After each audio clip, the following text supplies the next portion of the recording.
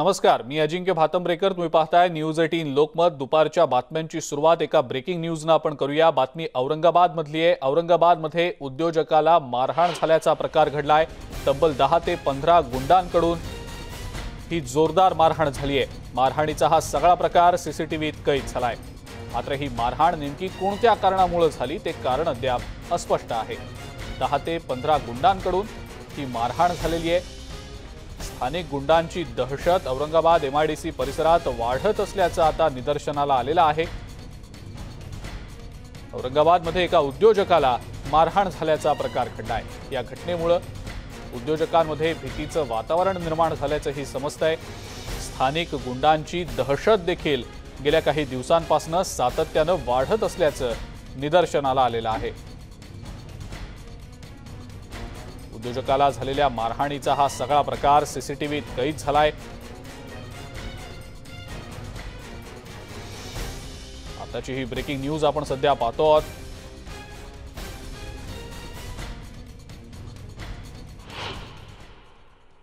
कामगार जे पूर्ण क्षमतेने उत्पादन करत नव्हते त्यांच्याशी आमच्या कंपनीच्या संचालकांचं बोलणं झालं आणि त्या बोलण्यात या कामगारांनी विनंती केली की त्यांचं काम जे आम्ही त्यांना कामावरनं थोडं बाजूला ठेवलं होतं, संचालकांनी त्यांना सांगितलं की तुम्ही पूर्ण क्षमतेने काम कराल आणि शिस्त पाळाल, हे लिखित स्वरूपात दिलं तर तुम्हाला लगेच ते काम आम्ही परत देऊ. यानंतर अर्ध्या तासाने या कामगारांनी धुण्याकरता जे साबणाचं पाणी ठेवलेलं असतं वॉश बेसिन जवळ ते पाणी प्यायला ते कळवताच HR मॅनेजरनी योग्य ती व्यवस्था करून त्यांना जवळच्या हॉस्पिटलमध्ये ॲडमिट केले. त्यानंतर काही वेळातच त्यांच्या घरचे कुटुंबीय तिथे कारखान्यात आले.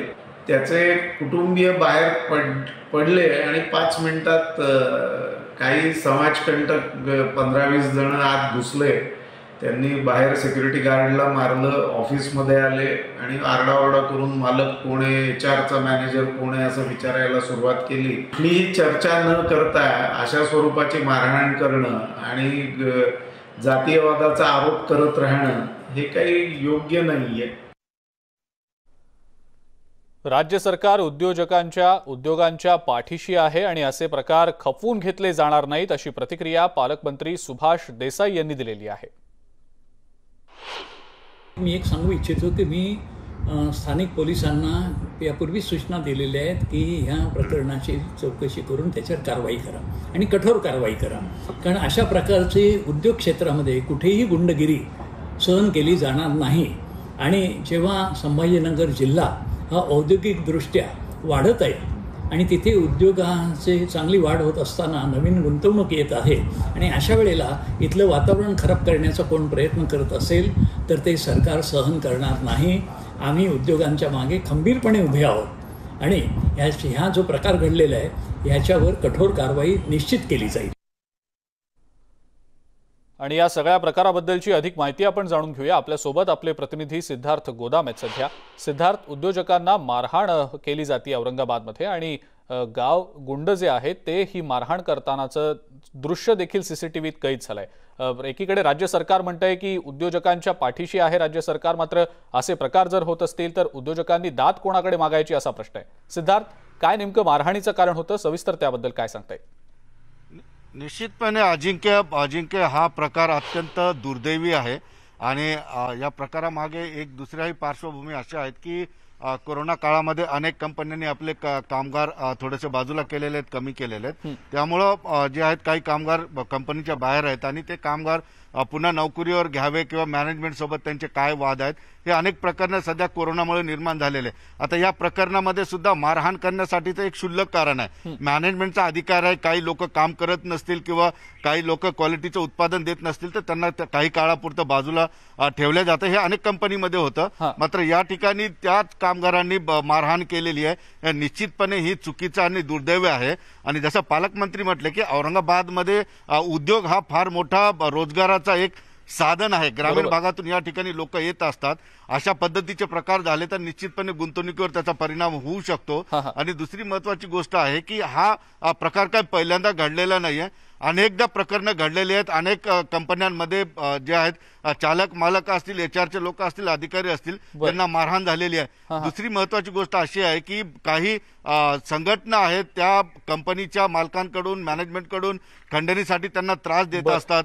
सिद्धार्थ, माफ करा मी तुम्हाला थांबवतोय काही वेळासाठी. लोकप्रतिनिधींचं याबाबत नेमकं काय म्हणणं आहे हे देखील आपण जाणून घेऊया. आपल्या सोबत आमदार अतुल सावे सध्या फोन लाईनवरनं. अतुलजी, आपलं स्वागत न्यूज 18 लोकमतमध्ये. उद्योजकांना मारहाण होत असल्याचे प्रकार घडतायत औरंगाबादमध्ये. धक्कादायक ही सगळी बाब आहे आणि क्षुल्लक कारणामुळे हे सगळे प्रकार घडतायत. आपली या संदर्भातली पहिली प्रतिक्रिया. अतिशय दुर्दैवी गोष्ट आहे, कारण की संभाजीनगरमध्ये ही संभाजीनगर ही उद्योगनगरी म्हणून ओळखली जाते आणि अशा उद्योगनगरीमध्ये असं जर कामगार मालक लोकांना मारहाण करतील तर यापुढे कुठलाही नवीन उद्योग या शहरात येणार नाही. आणि नवीन उद्योग नाही आले तर बेरोजगारी जी आहे ती दूर होणार नाही. आणि अशा परिस्थितीत सरकारने, आमची सरकारकडे मागणी अशी आहे की असे जे गुंडवृत्तीचे लोक आहेत त्यांच्यावर ताबडतोब ऍक्शन घेतली पाहिजे. त्यांच्यावरती म्हणजे त्यांच्यावरही कारवाई, एकदम शिस्तबद्ध कारवाई त्यांच्यावर झाली पाहिजे.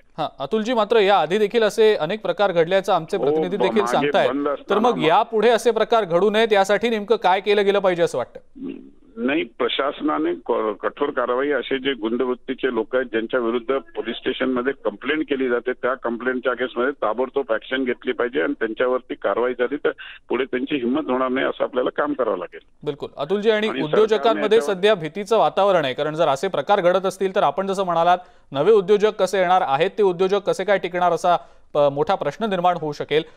फक्त कठोर कारवाई करून भागेल का, की यापुढे असे काही कायदे केले गेले पाहिजे जेणेकरून असे प्रकारच घडणार नाही?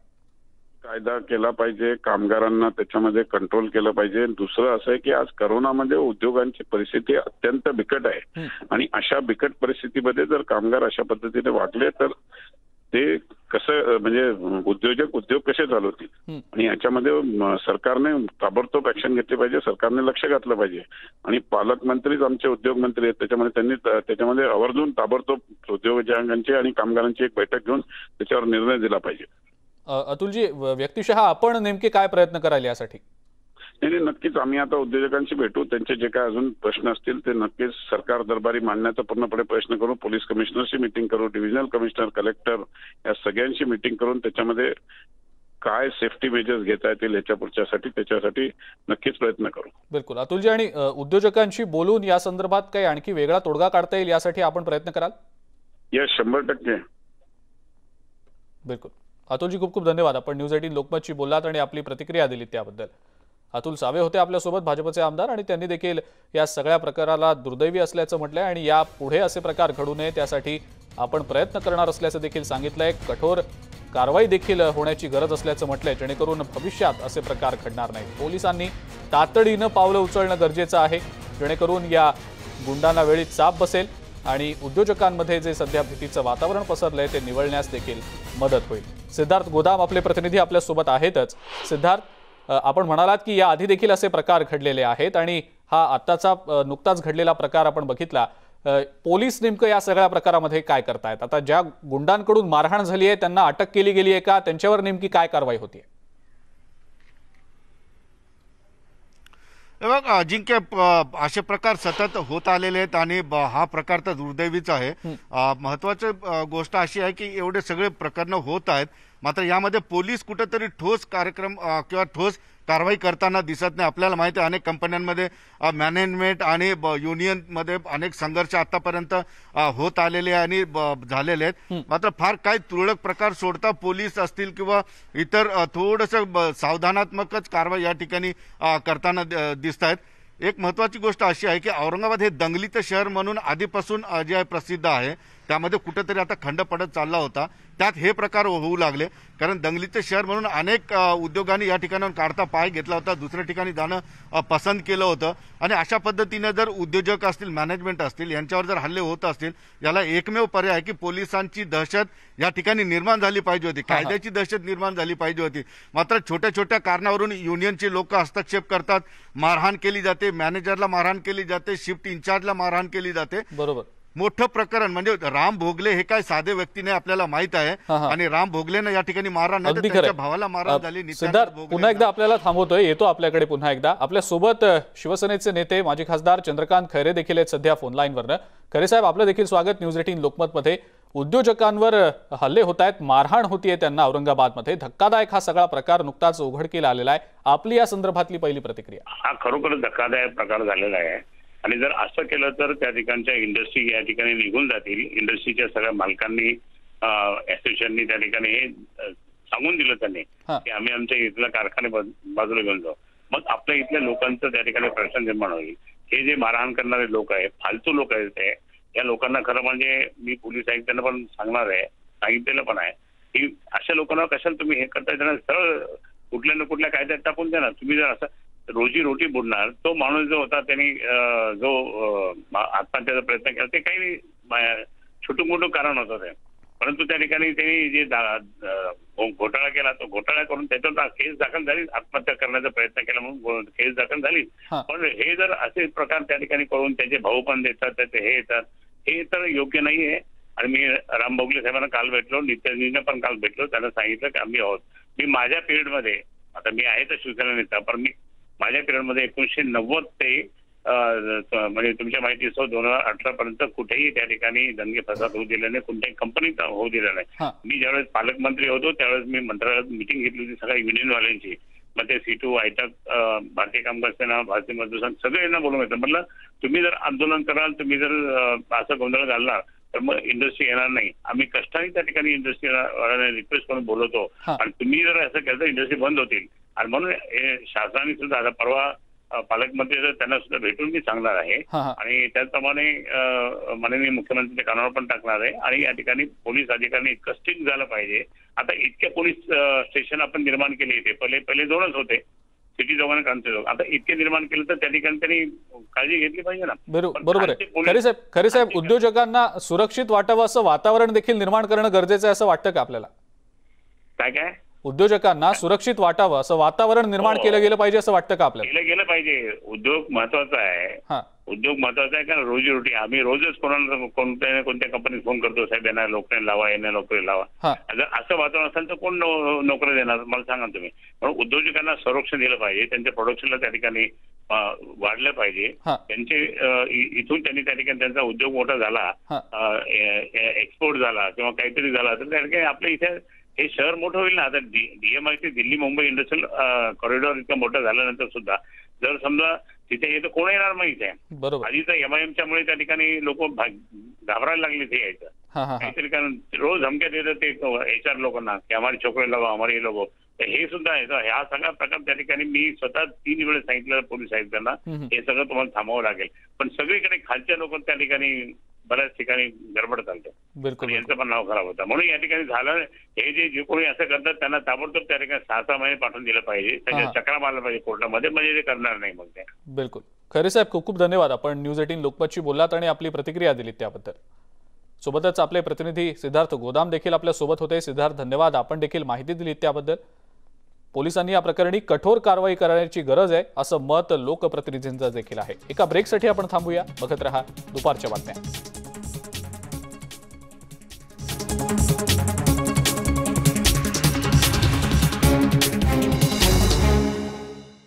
जास्तीत जास्त सामान वाचवण्याचा प्रयत्न करतायत, त्यामुळे प्रशासनासोबत त्यांचे वादही होत आहेत.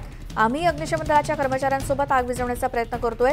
इथून गेलो तर 2 दिवस आधीच सगळं जळून खाक होईल अशी भीती त्यांनी व्यक्त केली आहे. रशियामध्ये लागलेल्या वणव्यामुळे निझनी नौगोरोड प्रांत आणि मोर्डोविया प्रांताला धोका पोहोचलाय. या राखीव प्रदेशात कोणतीही गावं नाहीत. ही गावं मोर्दोवियामधील सरव शहराजवळ पोहोचलेली आहेत आणि या शहरामध्ये आण्विक केंद्र आहे. सुरक्षेचा उपाय म्हणून इथे आणीबाणी जारी करण्यात आली आहे. तुर्कस्तानमध्ये गेल्या 13 दिवसांपासून भीषण वणवा भडकलाय. मुगलाच्या सागरी प्रदेशातील 2 ठिकाणी तर अग्निशमन दलाचे कर्मचारी वणवा आटोक्यात आणण्यासाठी अविरत प्रयत्न करतायत. बाकी ठिकाणी वणवा आटोक्यात आल्याची माहिती कृषी आणि वनमंत्री बेकीर पाकेमिरिल यांनी ट्विटरवरून दिली. 28 जुलै रोजी तुर्कस्तानमध्ये वणवा पेटला आणि जबरदस्त उष्णतेच्या लाटेमुळे हा वणवा भडकला आणि तुर्कस्तानच्या निम्म्याहून जास्त प्रांतात तो पसरला. किमान 8 जण आणि शेकडो जनावरं यामध्ये मृत्युमुखी पडली आहेत. कॅनडानं अमेरिकेच्या नागरिकांसाठी लावलेले निर्बंध उठवलेत. खरेदी आणि सुट्ट्यांसाठी येणाऱ्या नागरिकांसाठी हा दिलासा मानला जातोय, पण अमेरिकेकडून लावण्यात आलेले निर्बंध मात्र कायम आहेत. कॅनडामध्ये येण्याआधी नागरिकांचं लसीकरण पूर्ण असणं, कोरोना चाचणी रिपोर्ट निगेटिव्ह असणं हे आवश्यक आहे. अराइव्ह कॅन या ॲपवरती सर्व तपशील देणं सुद्धा आवश्यक आहे. कॅनडानं आता अमेरिकेत जाण्यासाठीचे निर्बंध उठवले, त्यामुळे आता तिथे शॉपिंग किंवा सुट्टीसाठी किंवा नातेवाईकांना भेट देण्यासाठी जाता येणार आहे. पण अमेरिकेनं मात्र कॅनडाच्या रहिवाशांसाठी अजूनही निर्बंध कायम ठेवलेत. सीमा पार करण्यासाठी अमेरिकन नागरिक आणि कायमचे रहिवासी असलेल्यांनी पूर्ण लसीकरण करून घेणं किंवा प्रवासाआधी 3 दिवस कोरोना टेस्ट निगेटिव्हचा रिपोर्ट असणं आवश्यक आहे. सीमा पार करण्यापूर्वी ऑनलाईन फॉर्मवर सविस्तर माहिती भरणं सुद्धा बंधनकारक आहे. खासगी आरोग्य कर्मचारी आणि दीर्घकालीन सेवा कर्मचाऱ्यांनी 18 ऑक्टोबरपर्यंत लसीकरण करून घेतलं नाही तर त्यांना नोकरी गमवावी लागेल असा इशारा वॉशिंग्टनचे गव्हर्नर जे इन्स्ली यांनी दिलाय. लस घ्यायला टाळाटाळ करून आपली नोकरी टिकवणाऱ्यांसाठी दर आठवड्याला होणाऱ्या चाचण्या या पर्याय नाही असं ते म्हणाले. फक्त वैद्यकीय किंवा धार्मिक कारण असेल तरच यातून सूट मिळणार आहे. हा नियम देशभरातला अत्यंत कठोर नियम आहे. पण डेल्टा व्हेरियंटचा वाढता प्रसार आणि हॉस्पिटलमध्ये दाखल होणाऱ्या रुग्णांच्या संख्येतली वाढ यामुळे तो घ्यावाच लागणार असल्याचं गव्हर्नर इन्स्ली म्हणाले. अमेरिकेच्या लष्करी सदस्यांना कोविडची लस देणं पुढच्या महिन्यात सुरू होणं आवश्यक आहे. अध्यक्ष जो बायडेन यांच्या निर्णयानुसार आणि पेंटागॉननं ठरवलेल्या योजनेनुसार पुढच्या महिन्यापासून हे लसीकरण सुरू होईल. संरक्षण मंत्री लॉयड ऑस्टिन यांनी ही माहिती दिली. FDA कडून अंतिम मंजुरी आली किंवा संसर्गाचं प्रमाण वाढत राहिलं तर सप्टेंबरच्या मध्यापर्यंतची डेडलाईन वाढवली जाऊ शकते आणि पुढच्या काही दिवसांमध्ये लष्कराला त्यांना किती लसींची गरज आहे आणि ते कशा प्रकारे ही मोहीम राबवणार आहेत याची तयारी करावी लागणार आहे. साऊथ कॅरोलिनाचे गव्हर्नर हेनरी मॅकमास्टर यांनी लोकांना लस घेण्याचं सोमवारी पुन्हा एकदा आवाहन केलं. मात्र शाळेतल्या वर्गामध्ये विद्यार्थ्यांनी पूर्णवेळ मास्क घालावा का हे पूर्णपणे पालकांवरती अवलंबून असेल असं ते म्हणाले. साऊथ कॅरोलिना राज्यात निम्म्यापेक्षा कमी नागरिकांचं लसीकरण झालंय. गेल्या वर्षीतल्या हिवाळ्यापेक्षा यावेळी रुग्णसंख्या आणि हॉस्पिटलमध्ये दाखल होणाऱ्या रुग्णांची संख्या कमी आहे असं हेनरी म्हणाले. पण हॉटेल्स आणि रेस्टॉरंट्स खुली झाल्यानंतर उन्हाळ्यातील रुग्णसंख्येत वाढ झाली असल्याची माहिती त्यांनी दिली.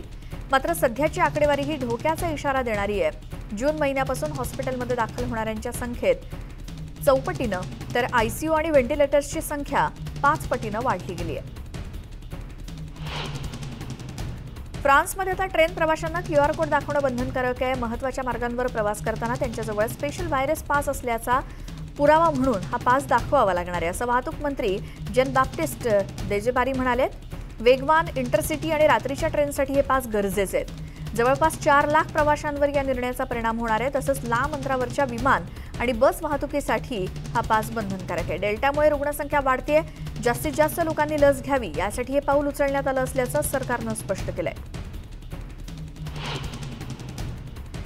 पॅरिसमध्ये देशभरातील कॅफे आणि रेस्टॉरंटमध्ये जाणाऱ्यांसाठी स्पेशल कोविड पास सरकारनं बंधनकारक केला. या पासवरील QR कोड दाखवूनच त्यांना आतमध्ये प्रवेश मिळणार आहे. पॅरिसमधील रहिवासी मरियम कार्मासाईन यांनी याबद्दल काहीच अडचण नसल्याची प्रतिक्रिया दिली.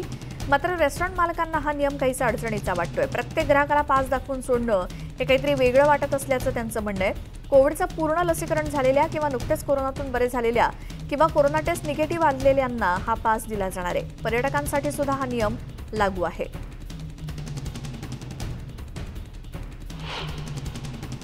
लंडनमधील BBC टेलिव्हिजनच्या पूर्वीच्या मुख्यालयाबाहेर लसीकरण विरोधी गट आणि पोलिसांमध्ये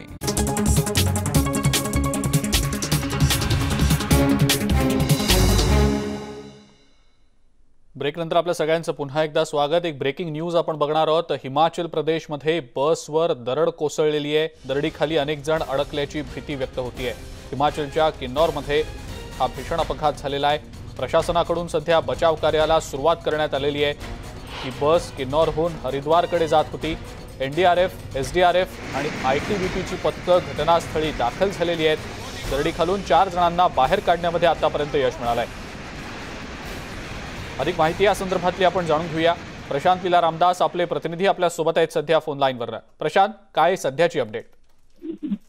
महत्वाचं म्हणजे ज्या पद्धतीने माहिती मिळाली आहे की किन्नौर हा जो जिल्हा आहे हिमाचल प्रदेशचा, या हिमाचल प्रदेश जिल्ह्यामधील भाभानगर पोलीस स्टेशन अंतर्गत जो राष्ट्रीय महामार्ग आहे त्या राष्ट्रीय महामार्गावरती दरड कोसळलेली आहे आणि या दरड कोसळण्याच्या घटनेच्या वेळी त्या महामार्गावरून बस जात होती, त्यामुळे ती बसमधले अनेक प्रवासी त्यात अडकून पडलेले आहेत. याची माहिती पोलिसांना होतात. घटनास्थळी एसडीआरएफ, एनडीआरएफ, IDBP आणि सोबतच होमगार्ड आणि पोलीसची देखील आणि सोबतच रेस्क्यू टीम देखील घटनास्थळी पोहोचत आहे. अशा प्रकारची माहिती संजीव राम राणा हे जे तिथले पोलीस अधीक्षक आहे यांनी दिलेली आहे. पण महत्वाचं म्हणजे जर बघितलं ज्या पद्धतीने ही दरड कोसळलेली आहे, हिमाचल प्रदेशामध्ये ही मोठी दुसरी घटना आहे. यापूर्वी देखील याच प्रकारची दरड कोसळली आपल्याला पाहायला मिळते.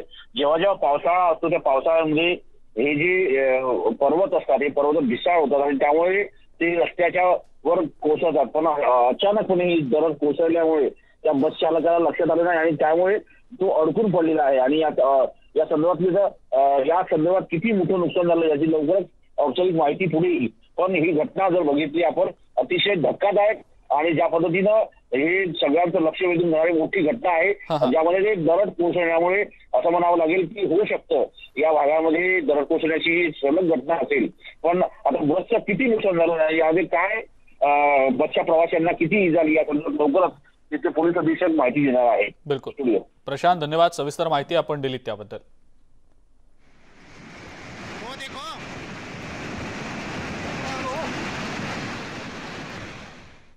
आणि या सगळ्या महत्त्वाच्या बातम्यांसोबतच दुपारच्या बातम्यांमध्ये वेळ झाली इथंच थांबण्याची. ताज्या बातम्या आणि अपडेट्ससाठी बघत राहा फक्त न्यूज 18 लोकमत.